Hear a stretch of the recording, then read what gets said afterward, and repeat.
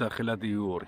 ეს კონკრეტული მოდელი არის სხვადასხვა ფასში წარმოდგენილი, რომელიც გადის 130, 150 და 200 კილომეტრზე მეტს. ამ მოდელის გამოვლობა წარმოდგენილია მასში არსებულ ბატარეაზე.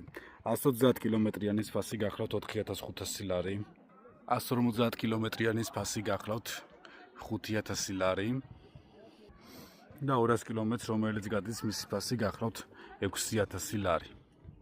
აქვს საკმაოდ ლამაზი დიზაინი, გვერდით ამაშუქებით და აქვს ასევე დამცავი დუგები, წაქცევის შემთხვევაში საკმაოდ კარგად იცავს ჩვენს ელექტროველოსიპედს, რა თქმა უნდა, ყველანაირი დაზიანებისგან.